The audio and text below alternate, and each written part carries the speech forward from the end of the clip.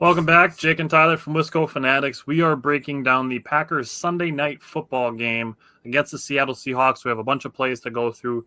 We're going to start with something that we will be talking about probably in about 2 months.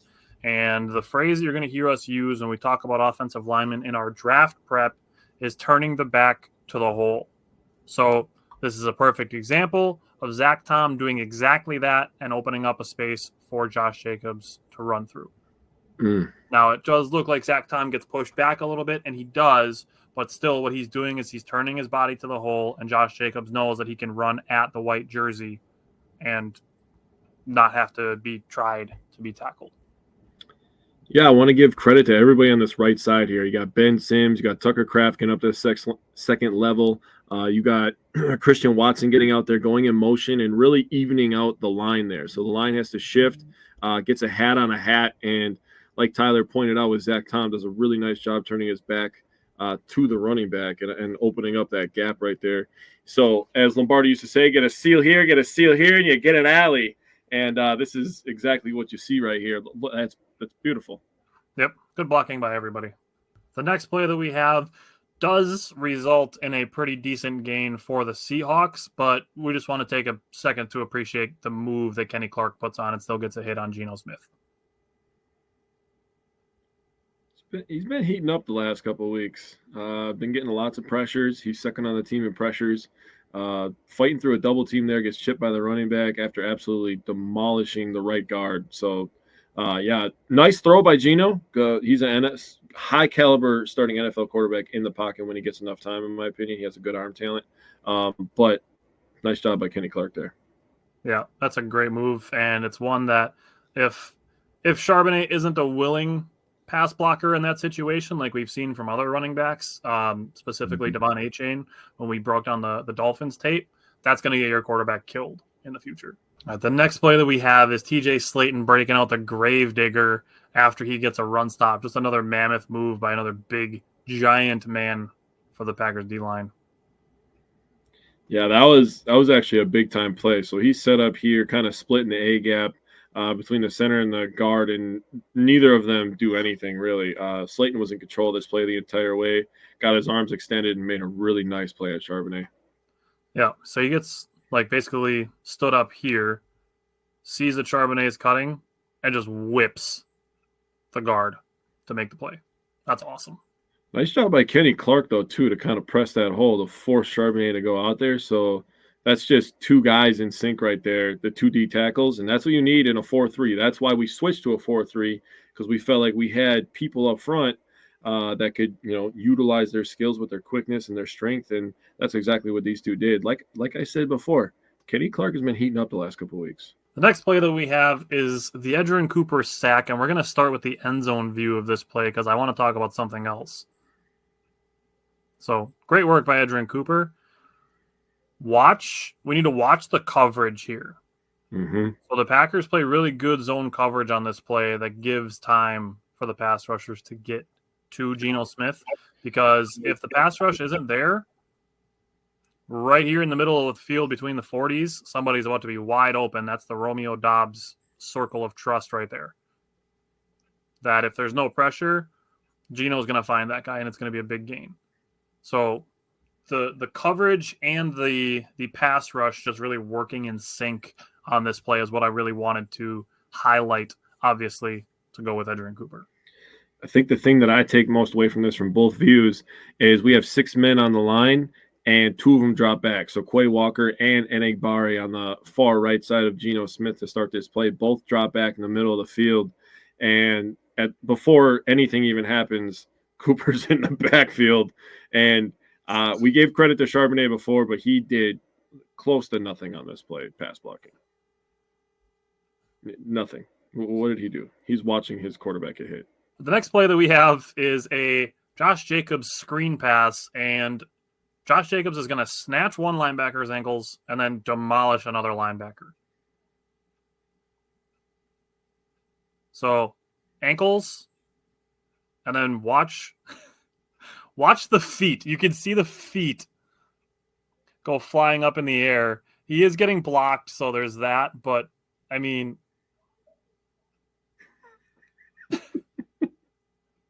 Like that's not where you want your feet to be. Is up in the air above your head. You know what's the funniest part of that play for me is I think back to listening to Chris Collinsworth. I know, terrible times. I go back to listening to Chris Collinsworth talk about 48 when he made a tackle later in the game. They're like, he's been playing so good since he came over here. He's the tone setter. If that's the tone setter, buddy, they were in for a long night, clearly. All right, we discussed another play earlier about creating an alley for Josh Jacobs to run through, and this is a great job by the left side of the line and Josh Myers to create another alley for Josh Jacobs.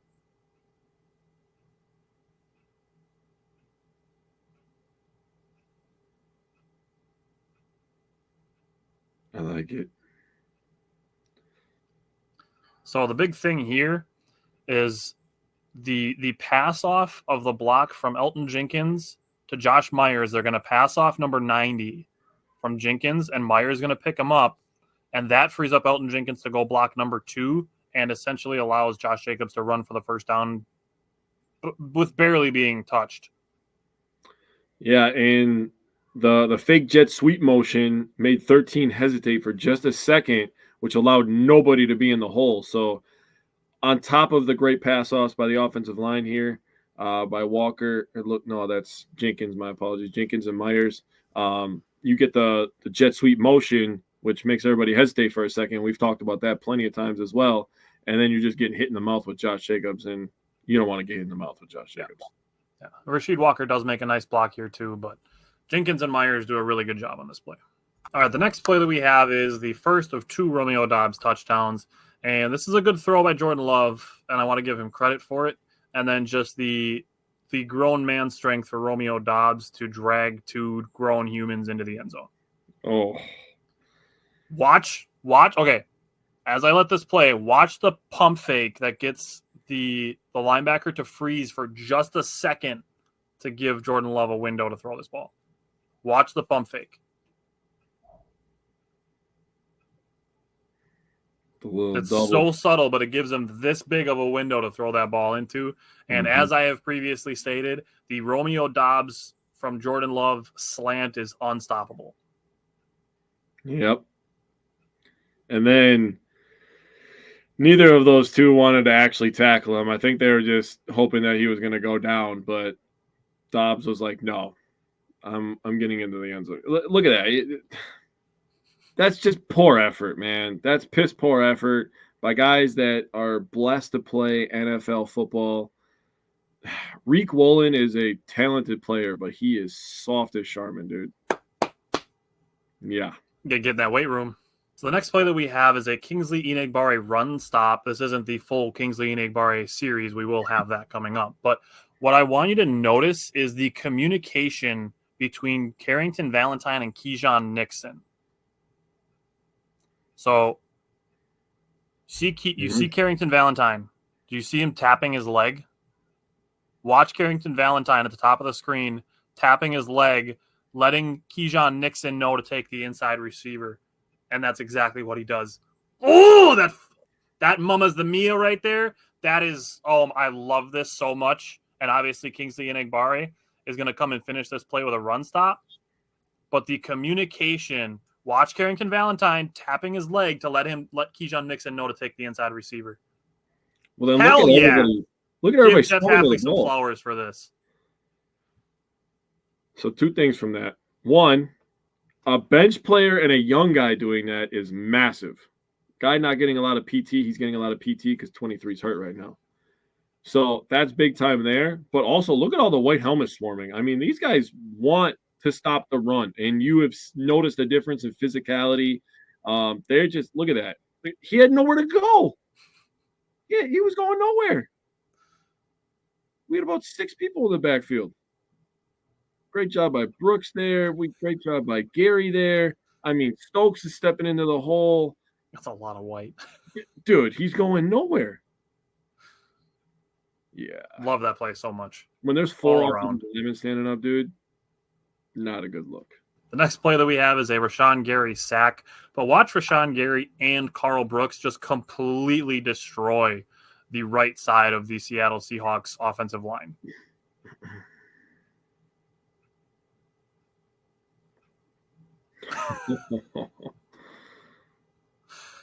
I truly believe that Carl Brooks could be a future Pro Bowler. I can see him getting some votes. Only thoughts I have on this play is there's been enough times this year where Rashawn Gary was wrecking havoc and forcing quarterbacks to step up, and other players were getting sacks because of it. It's about time that somebody does it for him. So I'm happy for Rashawn. Yeah, Carl Brooks does a really good job just essentially getting his man back so far that he gets into Rashawn Gary's guy, and then Rashawn Gary gets to be the loop around guy. But they pushed him so far back that he didn't even have to loop around. He just had to get off of his block and then go straight at Geno. Yeah. The next play that we have is just an insane play. From the throw to the catch, just insane for Love to put this ball in this spot and Watson to have the presence of mind to seek it, toe tap it, and catch it. That throw was so good. People don't even realize how good that throw was. Oh. What a catch, man. We're gonna go just to right here. Like you gotta be just like, okay, I'm gonna throw this ball to hit the E in Inspire. And Watson's concentration on it, like he does kind of get turned around. He turns himself around, but the awareness on the catch too. Those two jerseys for Seattle had a tough day on Sunday night. The next play that we have resulted in a first down because of a defensive holding penalty on Keyshawn Nixon. But this is just another one of those plays where I'm seeing something that is more important to me than the result of the play. And for me, it's watching Edgerrin Cooper covering a running back out of the backfield and the way that he covers this running back out of the backfield. So Zach Charbonnet has been playing pretty well lately. And seeing Edgerrin Cooper using the sideline as an extra defender, that's a crazy tight window. Like we just talked about the throw that Jordan Love made. The amount of space that Edgerrin Cooper is giving Zach Charbonnet and Geno Smith to try to complete this pass is microscopic. They were kind of trying to run a pick play on this play. If you watch Metcalf come in here and try to cut off Edgerrin Cooper, but Cooper wasn't going for it. So if you're thinking ahead in this scenario, and you're thinking about playing, maybe a Philadelphia where they might use a Saquon in this situation, or a Detroit where they might use a Gibbs in this situation, this gives you a lot of hope with the potential of Edgerrin Cooper, who I don't know if I could have mapped out a better rookie season for him up to this point, to be honest with you. We talked about it, missing him in coverage in the previous game against the Lions, and look at the coverage that Stokes has on Metcalf, honestly. Yeah, that was good coverage too. But yeah, you brought up a good point on kind of trying to pick him, and he just kind of ducks that. Mm-hmm. And there's nowhere for that ball to go. Yeah, and then to have the speed to close the gap on that is just impressive. Because Charbonnet's not a slow running back by any means. Nope.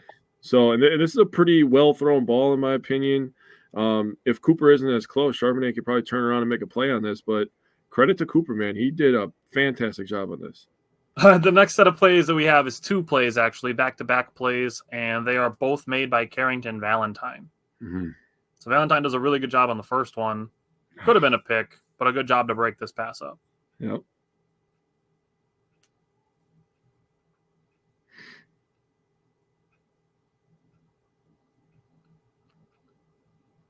So that's one. This one is even better because of the recognition that he has.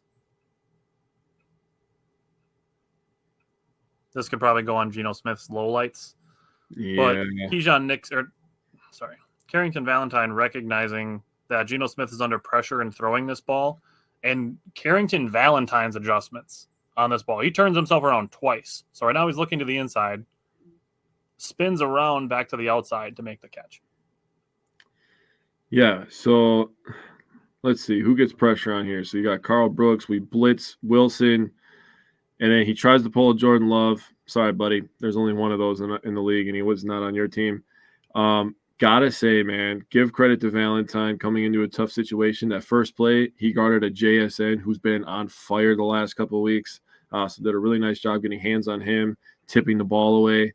And then the second play, another thing that you noticed on a play earlier was the communication between Nixon and Valentine, and they were communicating here as well, talking each other through it. Valentine realizes that Nixon was going to the outside. They probably were like, it's okay, we figured it out. To be able to come off that and read the quarterback's eyes, that's a savvy vet play from a guy who was not drafted high, didn't get a lot of playing time last year until later in the year, and then didn't get a lot of playing time this year, buried on the depth chart. Just an impressive play all the way around and a nice catch. It reminds me of the interception that Jair Alexander had against the Dolphins 2 seasons ago. Oh, yeah, I see you. Where he came off to go to the deeper receiver. I'm with it. Just, yeah, like you said, it's a veteran-type play out of a second-year cornerback. And then just a really nice catch. He makes a bunch of guys miss. He doesn't quite get back to the 20-yard line. Call the decision questionable or not. Kind of a questionable choice to bring the ball out. But listen, if you're a cornerback who doesn't get the ball very often, you're probably getting excited. That honestly, at that point in the game, I really didn't have a problem with it. Now, if you would have been tackled at like the 2 or 3 yard line, I would have been like, okay, that was silly. Getting all the way up to like the 13, 14 yard line, I'm going to live with that decision. It's okay. He made a play. Go be a playmaker. Yep. Yeah. No need to ball bust him about it after the fact. 100%. All right. The next play that we have, this does result in a pass interference call for Romeo Doubs. But I just want to appreciate what Jordan Love does on this play to get this ball here. First of all, this is like a 43-yard pass. Basically to the pylon. And what I really want to call attention to is watch where Jordan Love's helmet is. Jordan Love does a really, really great job of looking off the safety on this play. He knows he's going with this ball to Doubs, but now you see the guy that says what's right below recaps. He's watching Jordan Love's eyes, and he continues to run towards the middle of the field until Jordan Love turns to look at Romeo Doubs, and that safety is nowhere near this play. Do you notice the 2 numbers on this play? Woof. Dude, I'm trying to tell you, they had a long-ass Sunday night, dude. They had a long Sunday night. Jordan Love noticed them early. They were not ready. Romeo Doubs was running them over for a touchdown early on, and after that, Love was like a shark in the water. He smelled blood, and he was going at them all night. If they were going to continue to put Tariq Woolen on one of our best route runners and our best hands catcher guy, we were going to throw the ball over there. That's just dumb by Seattle, in my opinion. I love him looking the safety off and then throwing a bomb. Yeah. That if there's no pass interference, it's probably a touchdown. Yeah, he stood no chance on that play. 20 was nowhere to be found. He's just in the middle of the field, I'm just out here getting some cardio, boys. The next play that we have is the Devontae Wyatt sack. Now, Devontae Wyatt puts a fantastic spin move on the right guard on this play. But watch from the other angle. I want to call attention to somebody else, and it's Lucas Van Ness. Yeah. Watch what Lucas Van Ness does to this left tackle. Yeah. I noticed that too during the game. I was like, dude, if Wyatt didn't get in there, LVN might have tackled 3 people on that play, bro. Put him on skates, dude. Yeah. That was arms extended. Dude, that's Charles Cross, by the way. Yeah, he's pretty good, honestly. He literally slid on the field. His feet literally slid, and he's wearing cleats. Oh my goodness. But yeah, dude, let's give some love to Wyatt, dude. Holy, that spin move was filthy, and then he's just all arms, ready to hug Geno Smith. By the way, a 300-pounder doing a spin move like that is how you get drafted in the first round. Oh, honestly, like the spin move is awesome, but the footwork that goes into it before the spin. Yeah, to set it up. Planting here. The left to the right on the spin move, like that's awesome footwork. That's all footwork. Mm-hmm.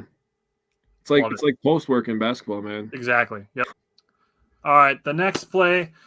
This play is on here to give credit to the player, but it's also on here to give credit to me for having called this out for about 2 years now.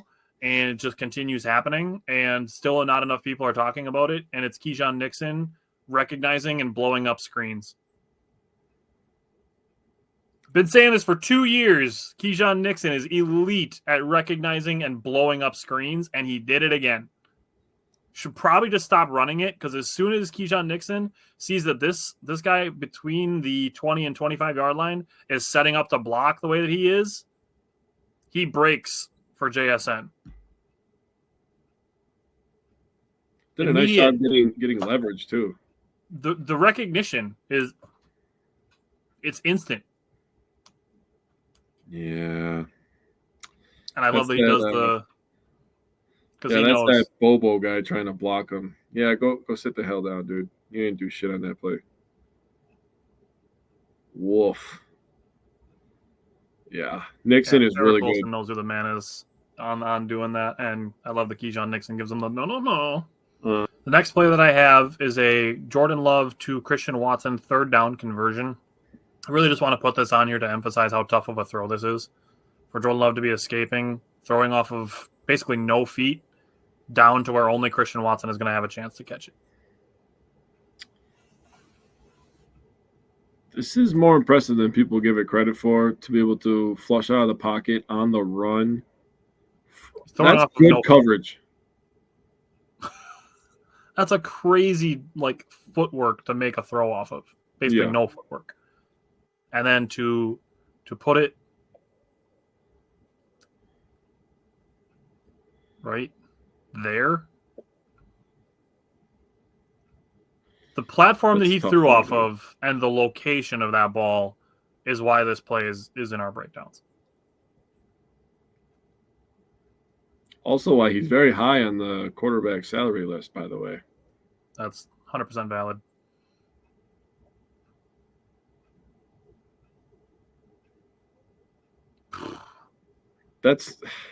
He makes that look easy. I want everybody to understand. There's a handful. Go in your backyard and try it. Yeah. And see if you can throw the ball into a 5-gallon bucket off of no feet. But you have to have a moving arm in front of it to see if you can fit the ball in there with enough velocity. All right, as promised, the next bundle of plays is what I'm going to refer to as the Kingsley Enagbare series. So the first down is a sack. He just rushes his way directly through the right tackle. That's power and speed. Love to see that. Then this is just staying available and getting a run stop. Love it. That's motor right there. That's what that is. And then another sack. And to your point, motor. Because he goes a long way to get that one. And to my point again, Gary forcing the quarterback to move. And then at this play, it's a broken play. So, shout out to Carl Brooks on this play too. Mm-hmm. Because if we see so Enagbare is starting on the far right side, and he's going to rush into Carl Brooks's block to free Carl Brooks. So that's what that play is designed for. You cannot see Kingsley Enagbare except for his helmet right now. Mm-hmm. And like you said, with Sean Gary, and then Carl Brooks force Howell out, and then Enagbare, and I believe that's Carrington Valentine. Nope, Keyshawn Nixon. Keyshawn Nixon comes up and forces him back inside, and Enagbare gets credit for the sack. Honestly, the freeze frame we had before where Enagbare had his back turned to the quarterback to get on his horse after, it's fucking crazy that he chased him down, dude. Because he gets completely turned around in here right in front of Kenny Clark. His back turns completely right here. Yeah. He is completely back turned to the quarterback and then is able to get on his horse while getting blocked still and chase down Sam Howell. Love that. Wow. Packers. We have this version of Kingsley Enagbare for the rest of the season in the playoffs. It's going to be a major, major help to the pass rush. Hell yeah. So before we had Carrington Valentine with an almost interception and then an interception. Now we're going to do the same thing with Edgerrin Cooper. So Edgerrin Cooper gets an almost interception just by basically reading this play the entire way and then jumping in front of the ball. And then this one, setting in his spot in the zone and knowing where Sam Howell was trying to go with the ball. Oh, I wanted him to house it so bad. I know, dude.